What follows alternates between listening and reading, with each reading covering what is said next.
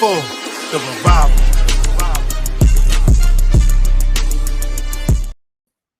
Yeah. Y'all know what this is. Peace and blessings. It is your boy, Eli Rex, aka Vibes, and welcome to New York Revival, where it's not just sports, it's entertainment. And I'm here with my brothers, man. You guys know who they are. And that's Mr. Glass Half Full of Nets. Speed, if you nasty now. Let's go. Got the cut and everything today, boys. Let's go. And I'm I here got a with fresh my cut brother today El too. Jefe. Yeah, right. Nice, man. I like that. And I'm here with my brother Hey. El Jefe, aka White Jersey, aka Blue Jersey, aka Damn It Daniel. And shout out to you. Yes, you, the revivalist. chat? Hit that thumbs up, share, and subscribe, man. And of course, leave a comments, man. We'll get to them. And super chats is always open, guys. You get what I'm saying? Cheers, But guys. we're here to talk about a little bit of everything. But first, let's go around the room, man. How was your week, El Jefe? What's going on? You look like you got this clean shaven, man. It looks like you ready to go out, man. What's going on, brother? I don't know what happened with like haircuts. I used to just get a haircut like once every like 4 to 6 weeks, and Yeah. over the last year, I've just become like a 2 to 3 week guy where I need a feels so haircut good. all the time. So tonight I got a haircut so I could be like Spiro, and I wore red so I could be like Eli. Neither of which I Yeah. knew before the show tonight. Zero. We're just Zero reviving. We're just Reviving. vibing. But weekend was good because that was a stress-free Sunday, just Oh. just a little fantasy football. I watched a ton of football. It was such a rainy weekend. It was. Taking care of my daughter. The poor girl had pink eye, so Oh, she's geez, the walking around like worst. this all weekend. But I took care of her. It's all right. And she's good now. And it was stress-free. I actually enjoyed it a lot. And I can't wait to talk about the NFL games from this weekend. I know we're going to get into that, but Spee, how about you, big dog? Yeah, no, my weekend was just stacked full of birthday parties, kids' birthday parties. It was so much fun. Dude, I love kids' birthday parties. Nothing more. Really? Nothing more than just gotta love just sitting there chasing the kids around. Face. Yeah. Like, really? Because my first thought was, we did like what was he thinking when a dude was like dressed up in a puppet outfit at a kid's party and he walks up to the mom like and she like smacks him or something. That was my first thought. Was like, I love kid birthday party. Your mind is in the gutter here. I know it always is. In the gutter all the time, bro. Always. That's a good thing. If you didn't catch my vibes there, I absolutely, chasing around two kids, a birthday party for hours on end is just, it's nightmare stuff. It's nightmare stuff, people. But listen, we got through it. Like you said, rainy Sunday, got to sit in, watch football, take in the whole rest of the league, kind of judge everybody else's teams for a little bit. And listen, we could do that. I don't care that we're 1-2. Let us judge other teams. Let us laugh at the Dallas Cowboys when they lose. Let us do the funny, like when Sam Howell throws 4 interceptions. Let us laugh. Let us enjoy something. For the love of God, no, stop fan policing here. It doesn't matter what the Giants' record is. We will always. Misery loves company. We always love when our division rivals are struggling. But hey, and we'll talk about more about the rest of the NFL coming up. But weekend, what you got, man? Was it just fun-filled work, man? Fun-filled work, man, right? I was like Rihanna, man. I was like, work. I was just working, man. I missed a couple of the games, but I had time to catch a little bit on it, man. Watch a little bit of the app, man, see what was going on. So, but other than that, man, I was just working. Of course, NFL football, trying to catch as much as I can, guys. But, it's the weekend. But here we are. It's Tuesday, guys. Let's just go right into the show, man. Let's go around the league, guys. It is very simple, right? What is your biggest surprise of the weekend, guys? We got a bunch of games, and I just want to point out, let's highlight some of the biggest highlights that we had coming on in this game. And I'm going to start with Mr. Glass Half Full on this one, man. What was your biggest surprise in the NFL weekend that you watched all these games on this Sunday? Yeah, you know what? What I started to, there's a lot of good points, a lot of good games. But what I wanted to talk about more is the struggles of some of these young quarterbacks who we thought maybe might take these teams to the next level, take that next step. Daniel Jones being one of them. Let's start off with our own guy. Who's that? Yeah. He's got two touchdowns, 4 interceptions. I'm gonna rattle off a couple other names though. The Joe Burrows of the world who have 2 touchdowns, two interceptions. You got Trevor Lawrence struggling, 3 touchdowns, 2 interceptions. You have Kenny Pickett, who was supposed to take that. He looked great in the preseason. Supposed to take the Steelers to the next level. He's looked very pedestrian. And, then the capper on it all, Justin Fields, who I don't know what he's got to do. Like, I don't know how you get rid of that running ability that he had last year as a 1,000-yard rusher. As a Justin Fields fantasy owner, I thought, hey, his floor is an elite runner at the very least. He's going to make things happen there. Double-digit points easy every Yeah, week. You should be thinking. But now and again, I know the offensive coordinator has a hand in this. I know the head coach has a hand in this. He's taken away some of that running, trying to make him more of a passer, and the light hasn't come on that yet for him. And you could see a guy when he's thinking too much. We saw it with Daniel Jones with the bad coaching. We see it right now with Justin Fields. There are guys that are coming open and they're just missing because they're not processing the right way. He's not slowing it down. But man, a lot of these young quarterbacks, it's in Justin Fields in particular, you see them, tough getting out of the tracks here this season. So that's something I've been watching. And first month of the season, when you don't play in the preseason, I get it. It's time to now flip the switch on for all these guys, right? Let's see who flips it back on. Joe Burrow had a nice night last night, though. He's starting. What about you, man? What was your surprise of the weekend? Oh man, I wanted to start with El Jefe on this one, man. But okay, if you want, I'll take the reins if you want. But I would love El Jefe. Before you come to me, let me go last, man. Eli, this is your show, bro. This is your show. You bugging out? It's ours, baby. It's ours, baby. But hold on, let me say this. El Jefe, man. What was your biggest surprise in the NFL weekend, if you don't mind? Yeah, there's a lot of good ones, and we had basically 5 to 7 storylines that you could have picked for this segment. But I'm gonna go with what are the Jets doing? And I've coming into this year, I had little to no faith that Robert Saleh was a good head coach. I saw no evidence of that at all, both as a leader, schematically. Nothing. Anytime, I'm a big body language guy. You see him on the sideline, he just doesn't look like he knows what he's doing. And I've seen that look before. You know what I mean? So I've seen it. So what they went all in on Aaron Rodgers. They lose him in the first drive. That is the most Jets thing ever, right? He goes down. But you're just punting on the season. You're just gonna let this season slip away with your roster.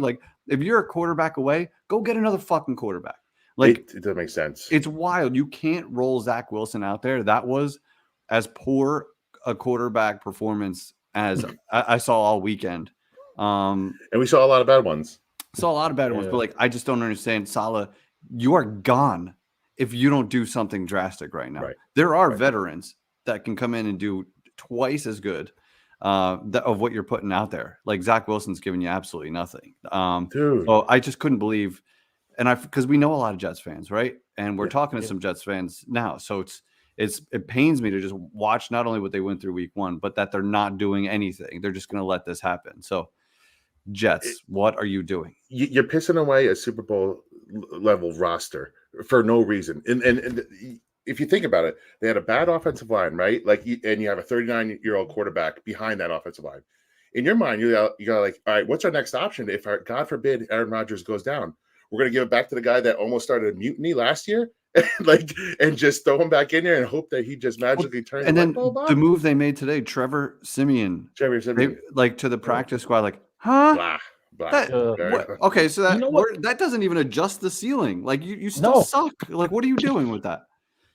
And you know what I'm thinking? I'm thinking that maybe that the coach and the owner has some sort of conversation, right? Because there's got to be some sort of job security that you're bringing some people in because you're pretty much tanking on the season. Let's be honest. You're pretty much tanking. You're saying this is it. I'm done. Aaron Rodgers was the plan and the only plan. Let's tank and get a better draft pick. That's what I think the Jets are doing right now. Because there's no way in hell you're telling me. I'm telling you, that conversation had to be had between Saleh and that owner. You're listen, do whatever the hell you can. Survive the season. You're coming back when Aaron gets back in, and we're gonna go from there. If you're the Jets owner, why even extend that to him, right? Why does Saleh get a second chance, a third chance? Because you still got to see what he could do with Aaron Rodgers at some point, right? But he still didn't get. But then he's not a good coach. I don't think he's doing anything with Aaron Rodgers because they brought in the offensive coordinator who built the whole offense around Aaron Rodgers and then lost him on the first drive. There is no game plan for Zach Wilson, though. And that's true, but that's the thing, Hef.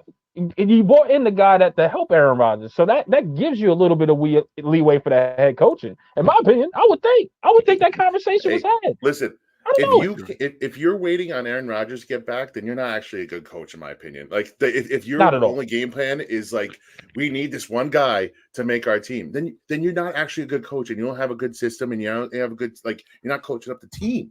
Like there's so many other players there. Let me make this clear. Saleh definitely isn't a good coach. I just think that they're going to have him for one more year. I just think they're going to see what the GM. I agree with you on the GM. I said the GM's going to probably be able to pick another. This is a quarterback-rich draft, and what better way to set yourself up for after Aaron Rodgers, if Aaron Rodgers can't get back, than having a bad year this year. And there's about 15 quarterbacks to choose from this year, like 10, maybe 10, like good ones. So that's right here. If you follow, he's a giant, then you know all about these. Hey, shout out to our boys out there. Shout out to them. Shout out to them. But let me say this, man. Let me say this here, guys. My biggest surprise to take away from the NFL, man, was the Miami freaking Dolphins, man. Like they were scoring mad in points, 70 points, 726 total yards, I believe it was, guys. What an offense! But here's the thing. Watching that was beautiful against the Broncos, because that's my brother's favorite team. It was the Broncos, so I was like extra, like yes, and salivating and calling them and calling all types of names I could call them. But guess what? I was like, shit, we play them in a couple of weeks, man. I'm scared as shit of the Dolphins. I'm like, they're gonna drop 100 on us. You know what I'm saying? So let me make this clear, man. That was the biggest surprise, man, watching the Miami Dolphins, because again, we didn't expect this team to be that good offensively, right? We was like, man, we don't know if the quarterback, we don't know. They're still going through some things. But, man, I'll tell you, I think the Miami Dolphins has arrived. I think that offense is potent, and I'm scared. I'm scared if they come in here to play the Giants. And we'll get into that. They got Tua in the MVP conversation already, the way too early MVP conversation. I mean, but, like, their offense is just slick, man. And they had Waddle wasn't even there. That's the thing. That's the scary part. Hold the phone, Miss Precious. Oh, boom, boom, boom. Ring it. Who's better? The best. Nobody. Our weekly precious. Our weekly precious. Let's go. It should be its own segment. Thank you. Yeah, we should have a little weekly precious. Did you send her her shirt yet? No, I gotta make sure. I got this week. She's already paid for it. I'm gonna 10 times over. 10 times over. I'm gonna hold him to it, Precious. Don't worry. Yes, we'll get it going. I promise you. But yeah, you're right, Tua and that offense, Tyreek. And the scary part is they were doing it on the ground. Again, like you're thinking about Tua and Waddle and Hill and all these guys, but they were ripped. Mostert had 4 touchdowns. Their rookie running back had 200 plus yards. Like, did the Broncos quit on Sean Payton already, or are the Dolphins that good? That's the scary part. I don't know, man. It's wild. It's all we don't know. I guess we'll find out as the season comes along. But I'll tell you this: the first couple games or the first few, you got to shoot. You got to tip your hat to that team, man. That team is looking great. Absolutely. That team is looking great. And like I said, as a Giants fan, and I know they're on a docket, I'm scared. I'm scared right now because we circled that as a win. We was like, oh, win. That's a win for the Giants. You know what I mean? Ask you guys now we're like, no. Yeah. I want to ask you guys a question. Is 70 points overkill, or do you say fuck it? Ring it up to 100 if you have to. Hey, do you want to take that first? Yeah, because dude, they were just trying to run the ball. They just kept going. They had the backup quarterback in too at one point. They have 7 touchdowns just from their running backs. Yeah. So they were trying to just run the ball. Yeah. What do you want to do? But is it overkill? I hear you. Yo, sometimes that's a score like that. I'm surprised it was like no fights. Like there was no like huge brawl. I'm saying, like, you know what I'm saying? Like after a while, like once you get a 30 lead, you're like, all right, take everybody out. That's it. We good. We'll call it a wrap. But they were just racking it in, even with backups. Like they were just raking it in. I don't know how poor that team is as far as the Broncos, but I'm just shocked there was no brawl. 70 points? That's historic.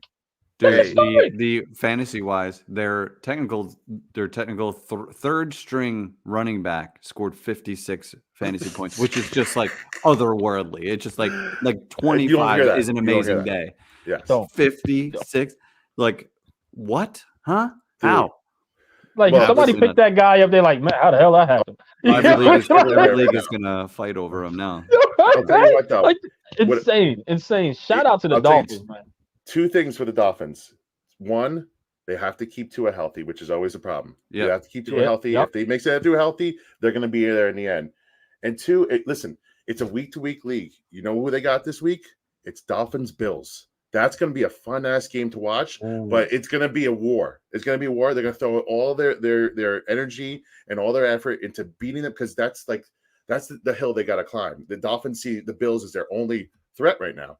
So they're going to go all in. Hopefully they beat the shit out of each other so that we can pick up the pieces in the next 2 weeks because then it's Dolphins Bills after Seattle for the Giants. So it's a shame that we got to think of this as Giants fans, right? Like we got to be like, oh, we hope this one ain't playing out. Like it's a shame that we got it, but we'll get to it. We'll get to it.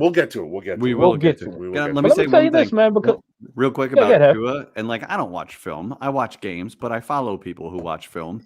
And I watch a lot of it because of them. They do great breakdowns, and then it saves me a bunch of time. So what they're showing with Tua is that he like does not have a great arm. He does not have a strong arm, but the dude is throwing with anticipation as well as anybody in the league. Not only that, he's anticipating where Tyreek Hill is going to be. You know what I mean? Like that kind of speed, and his throws are on the money, and he's throwing people open. Like he's a super smart quarterback that is like using anything he can do well, they're maximizing. So like he's being well coached because he's not a sick athlete. He's not a great arm. He doesn't have a Herbert arm, nothing like that. But he's just throwing guys exactly where he needs to before he gets hit. It's impressive. Now I'm not going to sit here and pretend. Tyreek Hill. Mm-hmm. Oh, all right. Go ahead. Sorry, I was going to say people made fun of Tyreek Hill because he said they'd rather catch balls from Tua than Patrick Mahomes, and everybody's like, "You're fucking out of your mind." But let's talk. I think he throws a softer, more accurate ball, like in that sense. In that, like they're like basket catches. They like fall into his arms. Where Patrick Mahomes, obviously the greatest quarterback of this generation, but like Tua throws a catchable ball for Tyreek, and Tyreek's been having field days, bro. Tyreek Hill. Like I don't want to sit here and pretend like I know this stuff. But it seemed like a timing route. Like it seemed like everything is just right on point for Tua, right? It seemed like that wide receiver's there, that person's there, no matter what. Like you're absolutely right, Hef. He's smart, and I think the coaching is like, hey, you guys need to be here and be here at that time because he's going to release the ball no matter who's in his face at that point. You know what I mean? Like it's just timing routes. And again, I'm not an expert in film here, but it just seems like everything is right on time and it's crisp, man. Mike genius. Shout out Mike as far as doing it, man. So hell yeah, man. What are you guys' thoughts on last thing on the Dolphins? Because I don't want to make this a Dolphins podcast, but what do you guys think of Mike McDaniel? What's your take on it? I love him. I think he's against the grain of your typical head coach, and like that's what I love about him. He kind of just seems like a stoner, like, and he's like my size or smaller. Like, how did you even get this job? I don't know, but like he's just smart and he clearly knows what he's doing. More importantly, what did you think of Tyreek Hill coming out and saying he wants to be a porn star when he retires? Yeah, you know what? That's just Tyreek being Tyreek, man. Like, shout out to him for speaking his mind. He's out there, dude. Imagine being on top of the world. He's like, you know what? When I'm done playing professional football, I just want to go, be a porn star. And, that's just like, just weird. It's a weird choice because you don't have to bang porn stars. You could just do that on the reg as a film player. Yeah, I mean, we don't have to get too far down this road here, but I mean, like, there are ways to like. Anyway, Eli, what you got?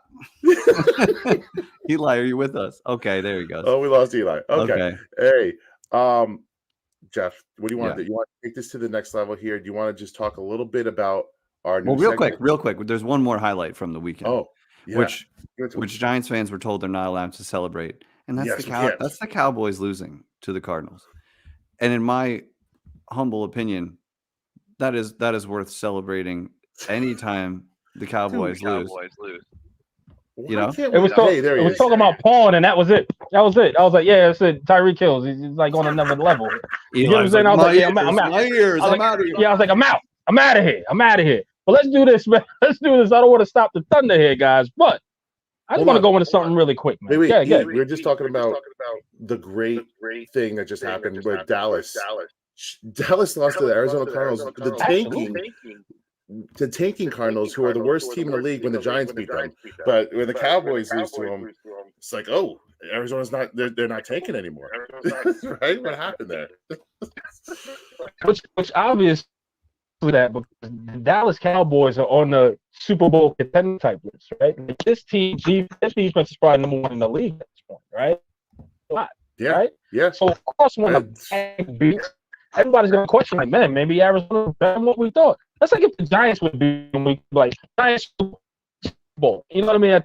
You know what I mean? So of course they're gonna say that, but every dog finds a stick in a strap from time to time. Right?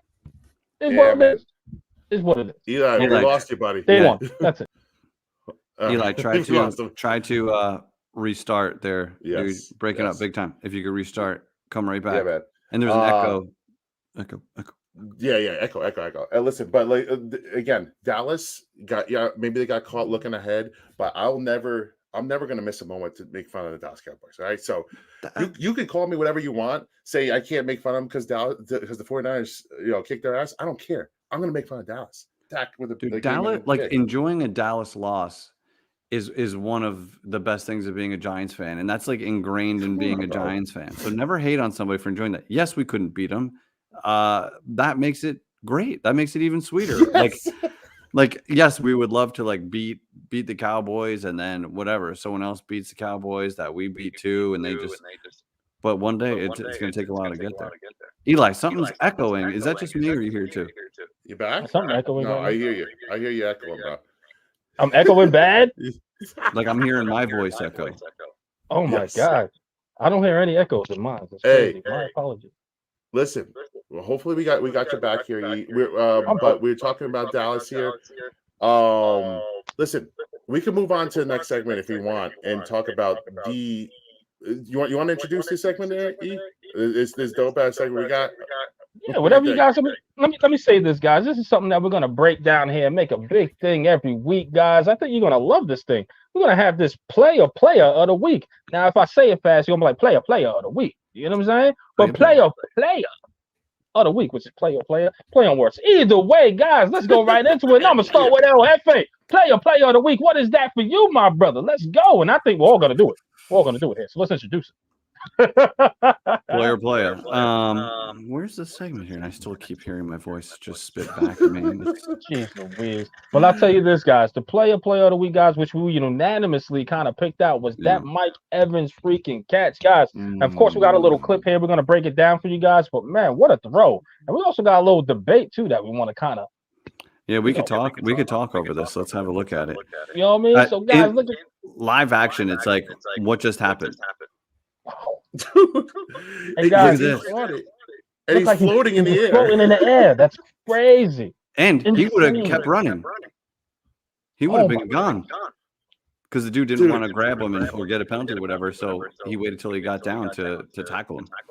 As a Mike Evans fantasy owner, man, that catch was like had me all riled up. I'm a huge Mike Evans fan, and seeing him go up there and reach for that ball, and then like levitating in the air, it was absolutely ridiculous, dude. And he's been on fire this whole season. But in terms of one-handed catches, I want to ask you guys this. So actually, let's. We had another one-handed catch this weekend, didn't we? This one was even better. Yeah, let's go this one. Eli, are you on the computer that you can mute? Like, are you hearing playback twice or something? No, not at all. Let me see.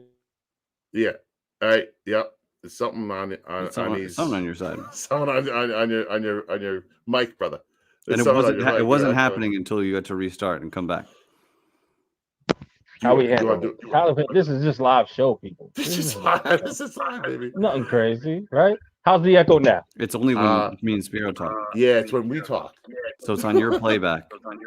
Thanks for coming, everybody. Oh, man, yeah. Don't worry about that. Nice. You guys for coming out. We appreciate you. Yeah. How you doing? Okay. Hey, I think we're good now. You fixed the echo. Whee! Perfect. Well, all right, let's take go. Like non-NFL. This was the play of the weekend. This is one of the best catches I've ever seen. Have a look, bro. Insane. We've seen that done in the practices with OBJ. We've seen that, right? But to see it live and in action and still take on a hit, that's insane. But I want to say this: after looking at those two, right? Does that make that OBJ catch a little? Is it contention there? I'm gonna be honest with you, and I'm gonna start with El Jefe here, man. Is that a little contention? Because to me, I think that's some contention. That's crazy catch right there. I mean, every time that catch is so legendary that if you catch it with one hand, it's considered an Odell catch. Yes. Like that's how legendary it was. Yeah. But I would say Mike Evans was insanely athletic, but I think that Florida catch was even better And it's hard not to put that up there with what Odell did, considering, I mean, this guy was into oncoming traffic, which is even more dangerous. Yeah. You know, like Odell was reaching back, like insanely athletic, fully stretched out. But this dude was leaning forward, like a train could have hit him midway through and he wouldn't have known. And he barely lands and catches a hit from two guys and still holds on to the ball. So the Odell catch is untouchable because it was so legendary. Mm-hmm. But if you break it down just on play for play, that Florida catch might have been crazier. I hear you. I hear you on that. You're seeing this every week now, right? Like every week there's everybody does a one-handed catch. But for me, it's like Michael Jordan jumping from the foul line. Like you could see someone else do that and someone else attempt it, but there's nothing like the first one, right? There's nothing like the first time you saw that. And the Odell Beckham catch, it was a touchdown being dragged down by a Dallas defender, you know, with not even one hand, 3 fingers. He caught it with 3 fingers. Know. Behind his head, bro. Like, there's nothing like, and I was personally, I'm a little biased because I was at the game and I saw it. Oh, and damn. I was out of my skull. Like, I couldn't even. I know we lost that game and it sucked, but like I was so elated when the thing happened. I couldn't believe my eyes. Were you anywhere close to that end zone? No, a complete opposite end. Okay, perfect. But I had a good. So you saw it on TV like the rest of us. Exactly. What I knew was that something amazing happened, and I couldn't. I don't think my brain could comprehend what I saw, and then I saw on the replay, and I was like, "My God, that's the greatest catch I've ever seen live. Ever seen. Period. Like so." For me, the OG always is going to be number 1 in my heart, man. That's it for me. I respect it. Now, guys, here's the part of the show what you all came for, all right? Mm-hmm. Giants lose, man. Not only did they lose, they lost 30-12. Wow.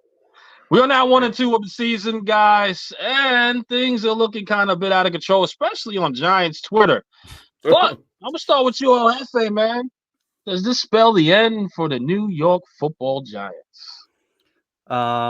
It's nasty in these streets. I will say that. You can't say a goddamn thing without getting attacked from one side or the other. And both sides have points, but then the extremists just anything that feeds what they want to be true is just gonna. So it's a never-ending cycle. But I look at it as like it's kind of funny. But I will say it is last year. Getting off to a 6-1 start was such a foundation of good vibes with this new staff, right? Overachieving. The offense was way more exciting than what we've seen. But then had a little adversity with some injuries there, had to like win a couple games to get into the playoffs, won a playoff game. So like easily a successful season. Now they have like real adversity right now. They've never been this far behind the 8 ball where you're buried in your own division. Like we've always been like 6-1. Like how did we? No one saw that coming at all. Yeah. So now you're 1-2 with a must-win game, and then you got 2 of the best teams in the NFL waiting for you right after that. So if the Giants lose, this season is a wrap. It's a wrap, and I it kills me to say that because it's fucking September, but it's a wrap because I mean anything can happen, right? But like this really just damper on the season, and then if you think it's bad now. Then it's gonna turn big time on Dable and Shane. If DJ doesn't look good, the contract is gonna come up every time, right? So it's gonna get very, very ugly. But this is a game that the Giants should be competitive in. This is not the 49ers. This is not Philly. It's Seattle, which you technically should be in the same tier as, even though they had your number last year.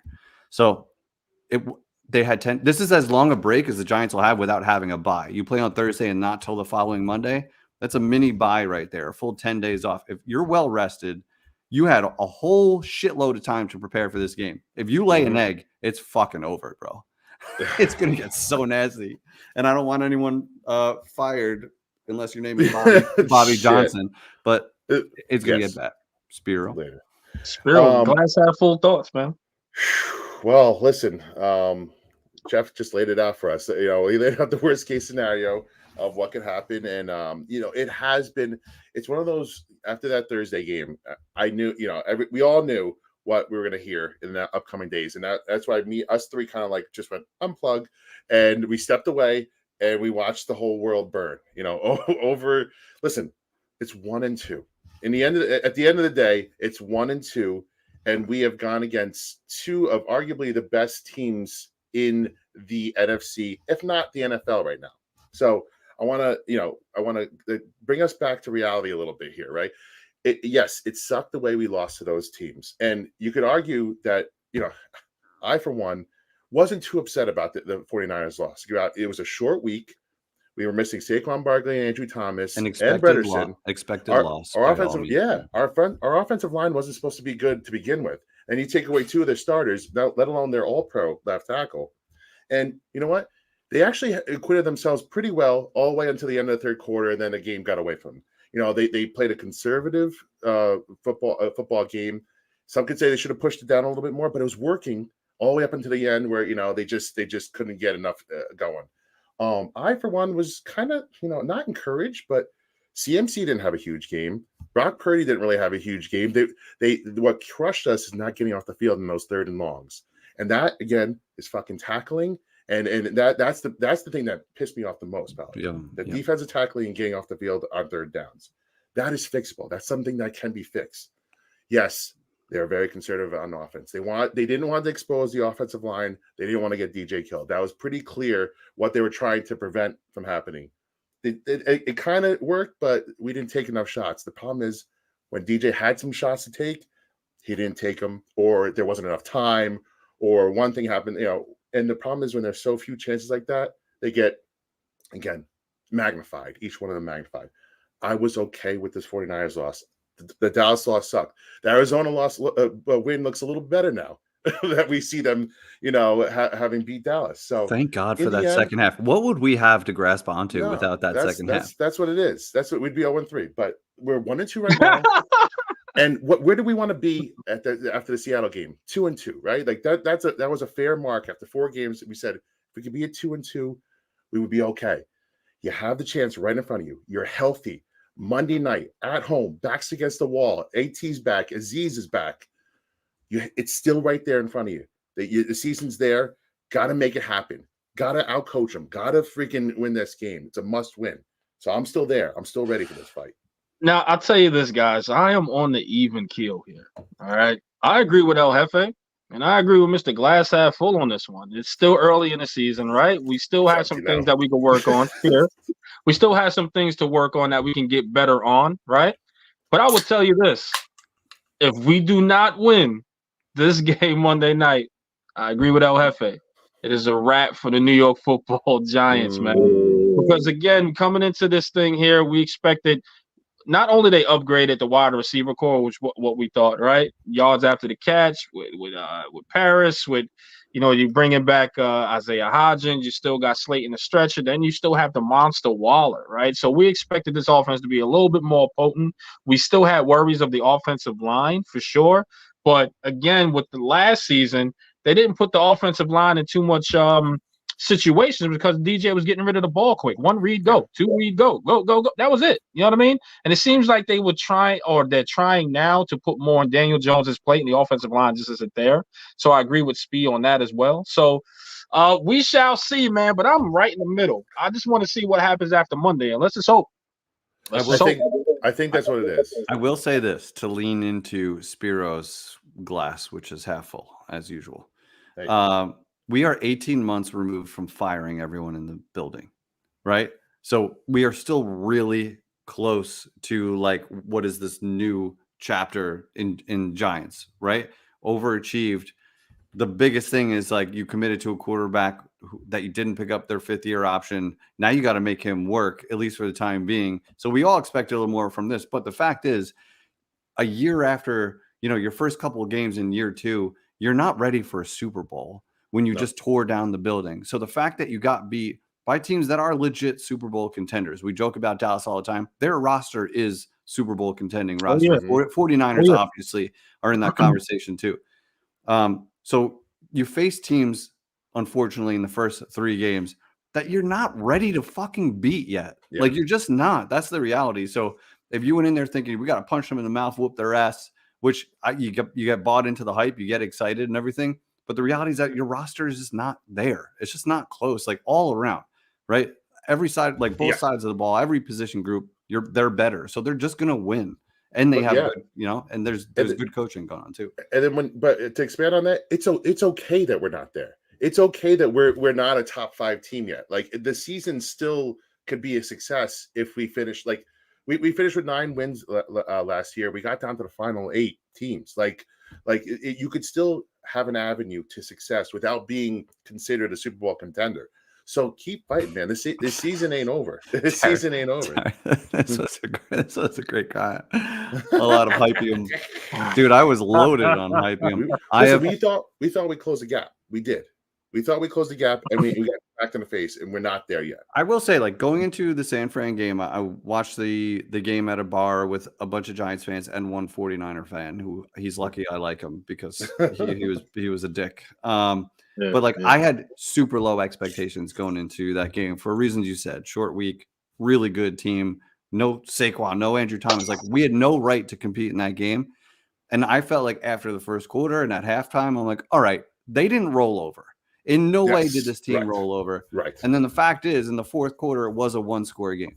It doesn't look like that in the end, but that's what the reality was in that game. So even though the final score does not reflect it, it was not a complete ass kicking that the scoreboard shows. So we're not supposed to beat them. Like we're just not. So it's you can't like bank on a miracle and then get pissed when it doesn't happen. Pretty much.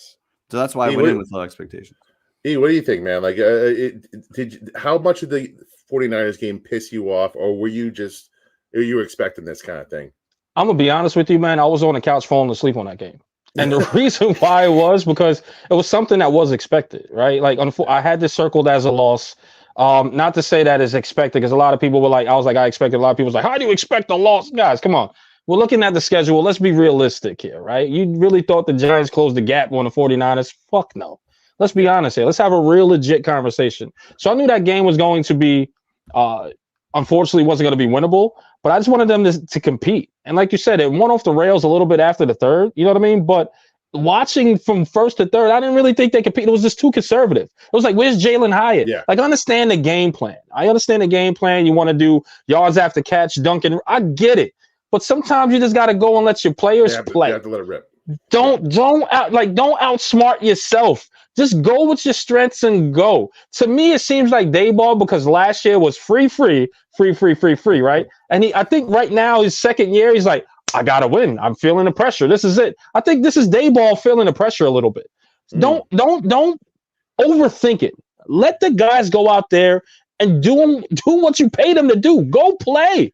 Go out there and go have Jalen Hyatt go nuts. Who cares at this point? Right now, you're freaking 1-2. I want to see all the stops this game. I want to see it. No more being conservative. Stop following that game plan. Let's figure it out. I don't know if Dayball's calling the plays or it's Mike Kafka, but somebody got to call the right plays and win and start winning now. Right the freak now. That's it. I'll tell you what'll help him now. Is a not top 3 defensive line coming in and say Seattle. That'll be nice to give us a little bit of time. Juicy stat. Give it to me. Seattle is tied for giving up the most explosive plays in the league. Hey. If you do not release Jalen Hyatt, it's a big one. It's a cinch for the picking. Jalen Hyatt week. Yep. But that's Monty had a really good comment, and I meant to feature here, like in talking about the 49ers game. They had a chance to beat a team that was playing down to them and didn't do anything about it. That's a good point. Like, you got Jalen Hyatt 0 targets. That seems impossible considering he opened up the game before and may have saved your season at least for another week, or right? Like he kept you alive. He opened that game up and got it started, making a couple big plays. Like, that's your guy. You're seeing like Mims on the Broncos, or you're seeing these guys pop up across the league, these rookies who are making big impacts. Feed them. What is the worst that can happen? You know what I mean? Like Paris Campbell and all these other guys are B receivers. They're not going to break anything open. Give your guy a chance. You don't have Saquon, certainly not healthy if he's going to play. So you got to get him the ball, dude. You got to give him a chance. And Jalen Hyatt could be a 1. Like, we've watched enough, right? Like, and shout out to Monte. I'm sure Monte watched enough film. Like, and even Authentic would say it. This guy could be a number 1 wide receiver. So instead of going with your B rolls, right? Get him out there. Baptism by fire. I get it. He's a rookie. I get it. But sometimes you just got to go out there and let the kid play. The kid can obviously open up a game. We've seen it. But to have zero, like, that's just you overthinking shit. Like, at that point, you're just overthinking it. Put him in there. Let's see what he can do. If I don't see him this week, I'm gonna have to question that coaching staff. And I think every coach, and rightfully so. If Giants fans start to question certain things, rightfully so, because again, we're looking at the NFL Coach of the Year, etc. But when you start making decisions that people like, where's your top guy or where's your top rookie that can open up a game? Where is he? And if he's not there, you're gonna start. Them whispers are gonna become very freaking loud for this coaching staff. It really, really is. They have to figure it out this week, and it starts now because, like Hefe said, 1-3 on the season, it's a wrap, man. It's not gonna get easier. The schedule does not get easier, and all them games, 10 wins, we're not even gonna make it. We're not. Right. And I hate to say it, and I want to be optimistic about this team. But, man, they're showing some things where it kind of looks a little suspect. Looks a little like they don't have control of this season right now. It doesn't look good. Yeah. Well, I just want to urge everybody. Just I think the real test comes Monday. The real test comes Monday, and the Seattle is in our tier. Seattle is in our tier. If you can't go out and show out against that defense and with a relatively healthy team, then the alarms start going off for me. I'm not going to cry too much about losing to San Francisco 49ers and Dallas Cowboys, who, again, have elite defenses that they're going to make a lot of teams look bad. Should we have done more? Yes, I agree. Should we have been more aggressive? Yes, I agree. But this is the game that's going to happen. If it doesn't happen then I'm going to be like, what the fuck are we doing here? What are we doing? That's when it, for me, but like, I'm kind of not forgetting what happened in the first 3 games. But this, for me, is the week I need to see something, and I think they're going to open it up. I think they are. Everything's lining up. There's no pass rush. The secondary should be tough, but you have all your guys back. Bredesen should be back. AT should be back. Let it rip now, and that's on Daniel Jones too. Daniel Jones had some plays out there, and he did not let it rip. He's got to let it rip. The whispers are gonna become louder, man, and I hate it. You know what I mean? But like you said, Spee, let's see, because again, it shows a little bit of regression. But we'll find this for another topic and another time, and we'll go there. But yeah, Hef, what you got? Yeah, we talked about the Warzone a lot, and the never-ending debate about Daniel Jones not taking the next step. Well, he doesn't have the O line. Well, when the plays are there, he's not taking them. He's not finding the guys. He's not reading the defense. He's not taking the shots. But how can he be comfortable when he's under pressure all day? Well, we paid him $40 million to be fucking comfortable and make a play once in a while. So it will never end. Yeah. And the truth is, and Sarah's in here. I saw her post this earlier today. It'll never end until the line is fixed, right? But I don't think the line is going to be fixed while Daniel Jones is here. Or on this contract. You're not going to have a top 5 O-line while Daniel Jones is on this contract. It's just not going to happen at this rate. So you got to find a way to make plays. I don't know. And I still go back. We debated it a lot after the Arizona game. What was the big change at halftime? Dable took the fucking call sheet, right? And what happened in San Fran? It was a pretty timid strategy. Bland, vanilla. It was terrible. It was safe. What is the point of playing it safe against San Francisco? Well, keeping Daniel Jones alive for the rest of the season. But here's the thing, though, Spee. Like, you can still have short slant routes and etc. Screen passes to open up the running game. Like, it was just too predictable. Creativity, yeah. Right, it was just too predictable. Like, it seemed like it's running out the backfield, a little bit of end around, a little bit. Like, it was just too predictable. You knew the plays were coming, and therefore it wasn't really that much of a gain of yardage to certain plays. You know what I mean? Like, they gotta open this up a whole lot more. I don't know if it's Kafka. But this is something Daboll. Throw the bag out. You have like at this point of the season, and I get that it's still early, but we understand what 0-2 is, right? We understand that there's no playoff hope when it's 0-2. 1-3 is that. 1-3 is that. There's no playoff hope at 1-3. So this Monday, if Daboll got to do it, and got to get his job, like got to get the job done, go do it. Go do it. Like your job is on the line at the end of the day. Your team. This is your team. I don't want him to be that head coach to rely on other people. Go out there and do what you do best. You called the offense for freaking Josh Allen. The Buffalo Bills was up there. Since you left, they've been high. They haven't been great since you left. So that means you are a genius behind what you do. Go out there and do it. What is like, so take them, like, this is your job. Like, why are we doing this? Like, I just don't get the creativity that's got to be a little bit better on offense. The Giants are kind of pissing me off a little bit.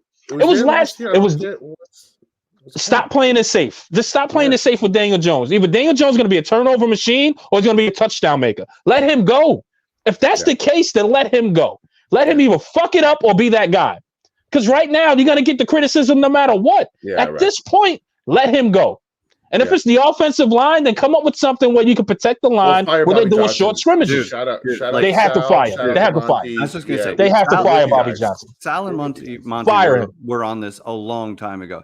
They invested. It's not like the Giants ignored the O-line. They invested heavily across the line, right? Yeah. Like top picks. They invested as much as more than teams who have way better lines. So if you have the talent and you brought in high caliber guys and they're not developing, you got to look at the coach. So how long is Dable going to watch Bobby Johnson do this to the offensive line? Like at some point, something has to change at some point. Mm-hmm. So I don't know when this happens, but Dable's got to maintain the reins on this season here. And let me say this, guys, right? And put it into a whole different perspective. You know, when we talk behind the scenes, right? Obviously, right, guys, is our show. But if one fucks up, we hear it. Like if Hefe feels like I'm fucking up on something, I hear it. Like I'm gonna hear it because I'm gonna hear it. You told me to stop yelling at you today. Yeah, like, stop yelling at me, man. Because guess what? My mic went down. I'm gonna hear it from Hefe, and rightfully fucking so. You get what I'm saying? So the whole point is, freaking, if this is your team and this is your baby, guess what, Dayball? Go fire the guy. Or do what you got to do to help him fix it. Be the one to drag. Don't let him be the one to drag this period. Period. And I understand how we own this.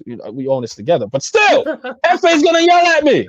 All right, this is what it is. It's just work, right? So at the end of the day, I think Dayball has to figure it out. Like, listen, I just don't want him to be that. Not to say New York coach, because Tom Coughlin fired people left and right. He didn't care. If it didn't work, he fired you. Like, let's Sheridan. Remember Sheridan when he took over for when Spags left to coach the Rams? He fired that guy. Got at Perry Fuel. You get what I'm saying? So he understood. He understood. Like, listen, this is my job. You get what I'm saying? So Dayball has to be that guy. You know what I mean?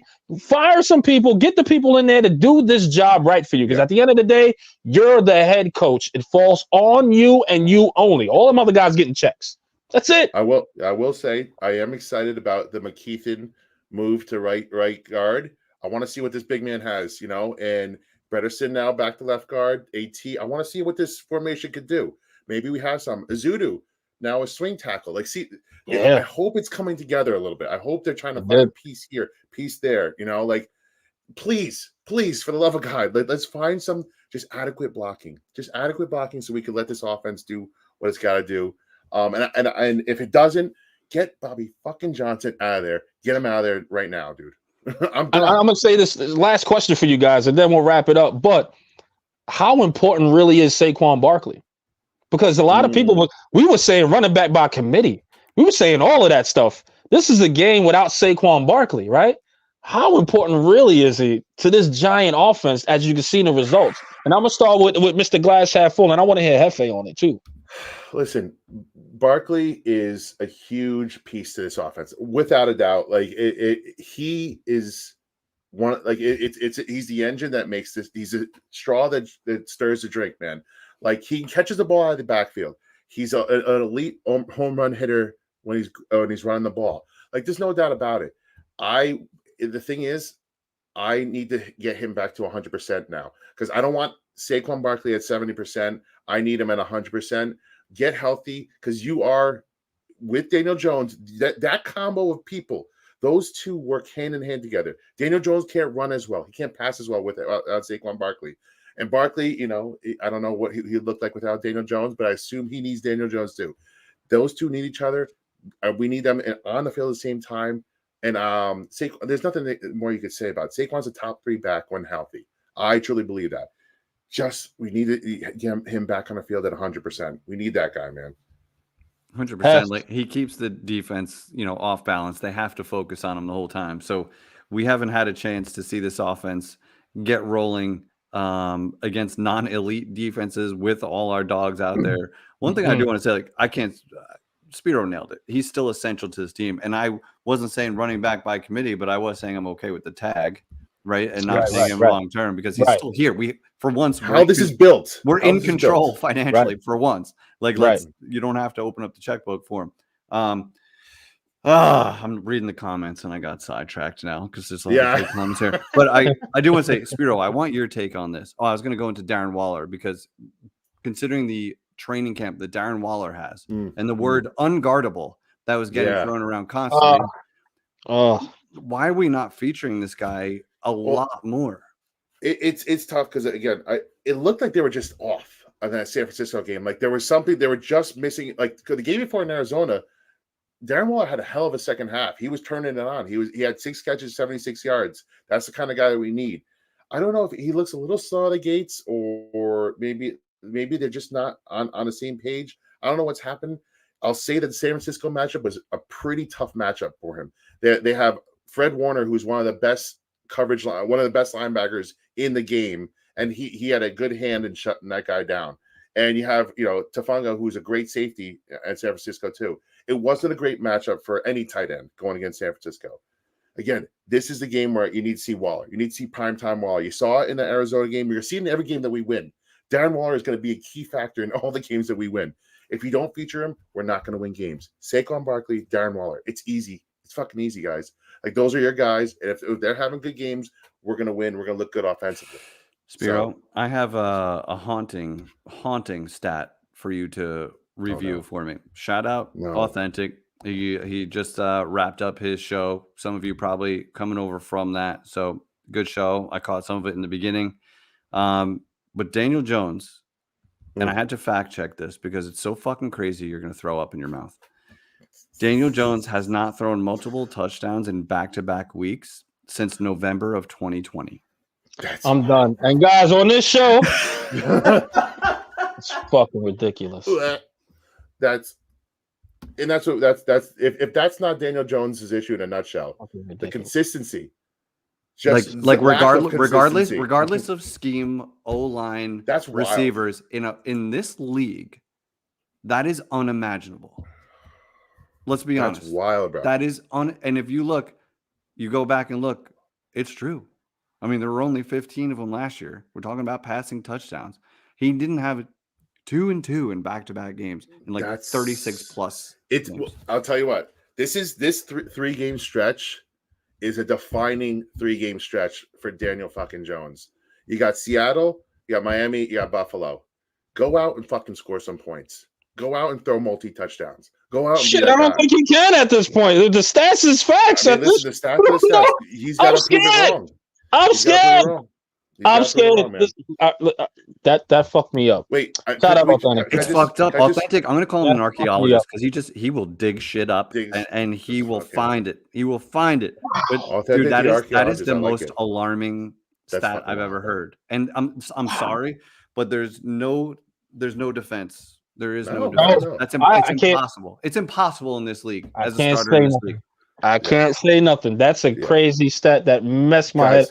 One more thing before we go. I want to get your thoughts on this. Xavier McKinney's comments. I don't know if you guys heard it, but Xavier McKinney was asked, was the run defense, the tackling, the reason why the Giants lost? No, fucking Daniel Jones can't throw multiple pass touchdowns. What the fuck? Yo, Eli's not gonna sleep. That fucked me up too. Thank you, Sal. That is wild. That's fucking wild stat, That's fucking wild. It's not acceptable. And you got to turn it. You got to flip the script. You got to flip the script. That's the only thing. That hurt. That really fucking hurt. Authentic credit where it's due. Shout out to Authentic. That hurt. That hurt a lot. All right, Authentic. Eli is shook, bro. He's shook. He doesn't know what to do. Authentic. Next week, I'm gonna say it here. We're gonna have him on the show. We want to bro. We gotta figure this one out. I need I need to come to hear the sermon. I gotta hear the sermon. Go check out Authentic's channel, Authentic and the Beard. They do an awesome show. They talk NFC East, giant overreaction on Mondays.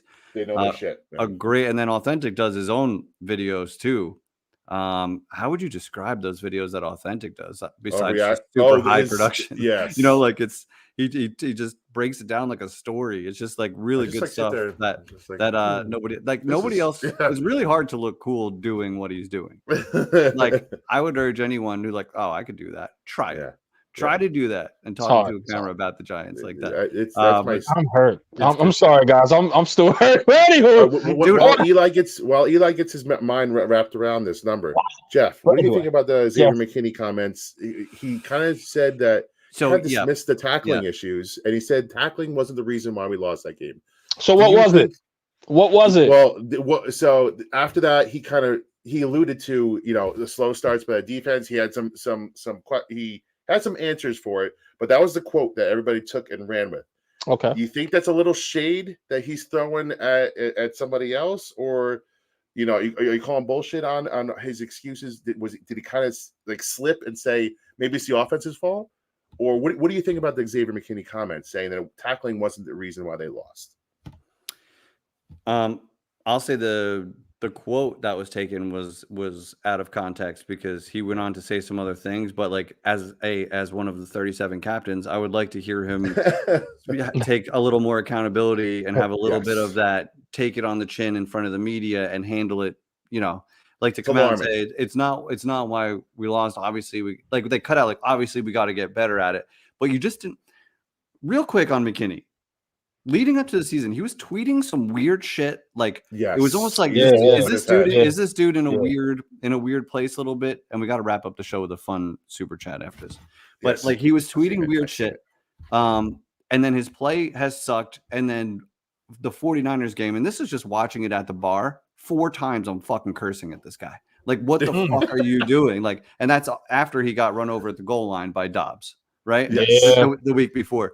So McKinney, something is off with him. This is his contract year. This should be your like lay it all on the fucking line year. And instead you're missing tackles. You're giving like half effort and then you're saying shit like that in the media. So you are like writing your own fucking taking your own bus ticket out of here, dude. Like how are you going to get brought back or get that top dollar safety money?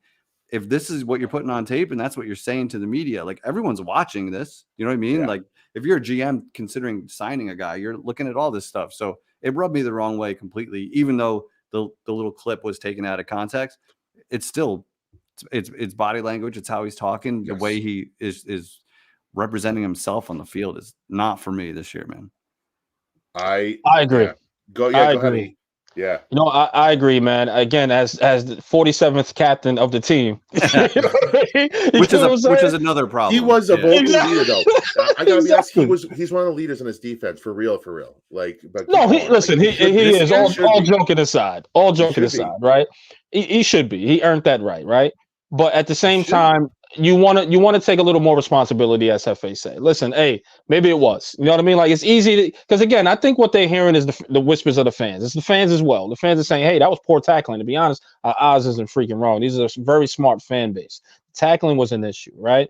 So he can easily say, "Listen, hey, you know what? Maybe tackling was the issue, but I think there's a little bit more." Taking that accountability. You know what I mean? It's very easy to do this stuff behind a mic in so many cases. It's just, no, it's not that, but it was also contributed. No. You got to learn how to take that, man, and just kind of run with that. And he could have said it a little bit better. That's nuts. Most missed tackles since that's. Shout out the chat for bringing some great stats to the fucking. Shout out to the archaeologists and the revivalists coming out tonight. Smart fan base. That's the thing. Like the Giants, even when Thibodeau would say, "No, I'm not listening to the outside noise." Guys, this is a smart fan base. You got to understand. Tap in with some of the content creators and some of the people here on Twitter because they're smart. Yeah, you can't pull the wool over their eyes and say, "No, that's not." They can see it. Like we're not stupid. Like, come on. You know what I mean? Like, so at the end of the day, it's a very smart fan base. They understand what's going on. You know what I mean? So just answer it. Just own up to it. Period. Yeah.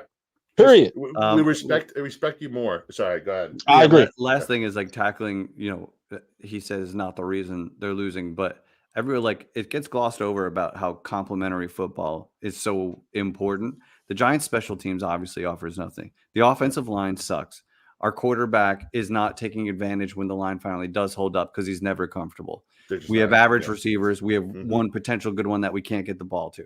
So, like, all that shit sucks on offense. But on defense, if you're letting guys run through your arms and you're giving up 3rd and 13s and 3rd and 15s to keep their drives alive and shit like that, like, you're not helping each other out. Yeah. And if you watch the Philly game the other night, was that last night? I don't know, whenever Philly played. Yeah. If you watch them, Jalen Hurts is a good quarterback, okay? Like, just stop. Yeah, he's a good quarterback. Yeah. Absolutely. When he has sometimes 5 seconds in the pocket. Yes. Right? And when he hands it off to Swift, sometimes he has hallways to run through. Right? And on defense, they have fucking stars on every single level. Do you know how easy that makes everyone else's job? Yes. You know what I mean? Like, Giants are living in the opposite world of that. Yeah. Right? Where nobody helps each other out. No one's going all out. No one's that good. So, I mean, the Giants are like they have to be scrappy if they're not going to be good, and they're not playing scrappy either.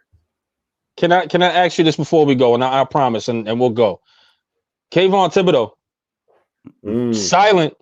It's been very silent this season, in my opinion. Are we? What's your thoughts on Kayvon Thibodeau at this point, man? Because you're seeing those people in his classes are starting to make that leap, but we're starting to see Kayvon where some people are saying bust almost. And I'm gonna start with El Jefe here. I'll be quick. What do you think? I know we want to wrap. I know we're pressed for time. I'll be quick. I'm gonna put him in the same bucket as McKinney right now, which is it upsets me because those are two guys that you're not supposed to have to worry about. We got enough. Yeah. We got enough real problems roster wise, and you can't be worrying about your stars saying the wrong thing in the media or not giving full effort and shit like that. I see Thibodeau not fighting off blocks. I see him letting like half-ass tackling efforts in the run game. They need to fucking be dogs out there, and they will elevate the people around them. And the sooner they realize that and start doing that, the defense will get better. Yeah. Hey, KT, he just needs to have a sack, man. He needs to get a sack. All these guys, I feel like they're all up in their heads. Everybody's like, why is this juice not here from last year? They're not winning games. When they start winning games, when they start making plays, the juice comes back, and everybody starts playing better. It's a confidence thing. And I maybe it's a scheme thing, but KT showed that he was getting sacks at the end of last year in the same fucking scheme. So he's got to turn it on. He's got to do something. Get off some blocks. He's been getting way too blockable, like Jeff said. So make a play happen. Get your confidence back, and Azeez is going to take some pressure off him. Getting Azeez back will help, and I think that's gonna help the whole thing, man. I think that's gonna. He needs a sack. He needs a sack. He needs a confidence booster, man. I don't know. I don't have too much faith in Azeez either, but guys, I promised that would have been the end of the show. So, guys, here it is. Hold on. We got to end on. Yes, that's a good note. Very good. Yes, we almost forgot. Shout out to the chat because I'm scrolling up for a year and a half and I got to find this thing. So thanks to everyone. First of all, for real. Thanks everybody for being here. Great. And shout out Chris. Let's end on a funny note here. He's late to the party. Hey, we have not touched on Usher. Believe it or not, but he will be performing at the Super Bowl. Some people are saying I'm a huge Usher fan. Huge. Yeah, some people are saying it's because I covered his song and did something about the Giants. You might have had something to do with it. But I don't buy into it. I don't even like to bring it up, to be honest with you. But do you have a favorite Usher song? I'm gonna say "You Make Me Wanna" right off the bat because I'm old. That brings me right back to like grammar school, like eighth grade when you would like have a new girlfriend every month, and it's like, damn, I have a crush on her. I should probably date her. Damn, I have a crush on her. I should probably date her. and that song was going off at that time, so it was like I kind of want to go over there. Right. So "You Make Me Wanna." Good choice is the song for me. Plus, it's been in my head for like 2 weeks since I just learned it. Speed. I mean, I'll give you albums, man. I'll tell you. Yeah, I can go on for days. For my Usher albums are just sitting there. I put them on every once in a while, man. Usher's the best. He's the best. Lyrically the best. Just smooth as hell. But if I had to pick a song, he is smooth as hell. You're right. You don't have to call. It's okay, girl. Because I'm gonna be around tonight. Yeah, that shit is popping. It always got me feeling good. He's got that's a deeper cut. Dude, he's got like dozens of hits, dude. He's got so many, and he doesn't age. He also doesn't age. He looks amazing. Like what the fuck is that, dude? Yeah.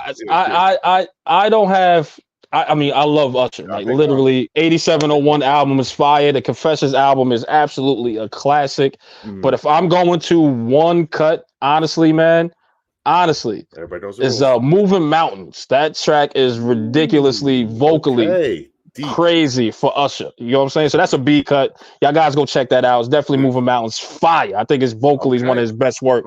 But yeah, you don't have to call. It's definitely one of them. It's fire. Hey. Yo, Chris, you got it bad too. It's fire. Yeah, dude. Yeah, like you got it bad. Right it's on time. Fire. Yo, you catch that song like you're in the shower or something, and you catch that song. Forget it. It's over. Full performance, dude. I'm listening to that right after this. Making music. It's baby making music. What? Man. You got it bad. Oh, you got it bad. It's definitely my shit. Go right back. That's fire. Right, anyway, we can do that. Go home, put on your Usher, and get some good rest tonight. But listen, more importantly, let's get to 2-2. Let's get to 2-2. We're gonna have us three gonna talk about our if the Giants win. We're gonna do it if the Giants win later in the week. Look at Heaven's like, really? We're trying to get a W. We need a W, guys. We need to pull out the fucking stops here. And the public invitation for Authentic, if he wants to come on same time next week, you're welcome. Please. I'll let you boys. Authentic, I need some questions answered here that you can only answer at this point. But guys, here we are. And this is, I can't even get this right because that stats in my head. But here we are, right? And I'm here on behalf of my brothers, man. This is New York Revival, where it's not just sports, it's entertainment. We want to thank you guys. Yes, you. And I mean this from the bottom of my heart and ours. We appreciate you all, man. Please hit that thumbs up, share, subscribe. And on behalf of my brother, Mr. Glass Half Full of Nets. Speed if you nasty. Let's go Rangers. Let's go Rangers. Let's go Rangers. Rangers season. Yo, we'll talk off the air. All right. And on behalf of my brother El Jefe, aka White Jersey, aka Blue Jersey, aka Damn It Daniel. And it's your boy Eli Rax. We see y'all on the next one. Peace and blessings. 2-2. Come on now. Come on. Eli Rax, El Jefe, Mr. Glass Half Full, the Revival.